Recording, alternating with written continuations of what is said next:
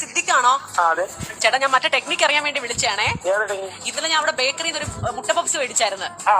അതിനകത്ത് മുട്ടയില്ല. ഇത് എങ്ങനെയാണ് ഈ മുട്ടയില്ലാതെ മുട്ട പപ്സ് ഉണ്ടാക്കണെന്ന് അറിയാൻ വേണ്ടി വിളിച്ചതാണ്. വൈകുന്നേരം ചേട്ടാ.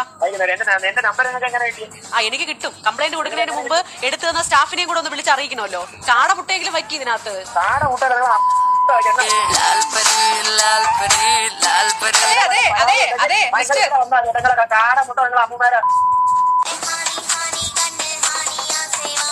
അതെ, നിങ്ങൾ കുറച്ച് മാന്യമായിട്ട് സംസാരിക്കണം കേട്ടോ. നിങ്ങളുടെ ഈ ഭാഷയുടെ കയ്യിൽ വെച്ചാൽ നമ്മൾ കൺസ്യൂമർ കോർട്ടിൽ പരാതി കൊടുക്കാൻ പോവാ.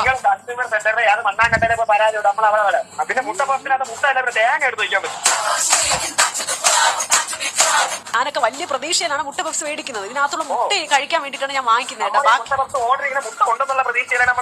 നല്ല സ്ഥലത്തുനിന്ന് ഓർഡർ ചെയ്യണം, അല്ലാതെ കണക്കണോ സ്ഥലത്തുനിന്ന് ഓർഡർ ചെയ്താൽ ഇങ്ങനെ ഇരിക്കും.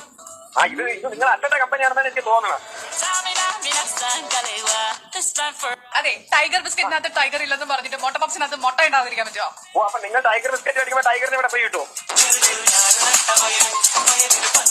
നിങ്ങൾ എവിടെ നിന്നാണോ മുട്ട പപ്സ് ഓർഡർ ചെയ്യുന്നത് അതൊരു 10 എണ്ണം ഒരു പെട്ടിയിലാക്കി ഇങ്ങോട്ട് കൊടുത്തേക്ക്, നമ്മൾ കഴിച്ചു നോക്കട്ടെ.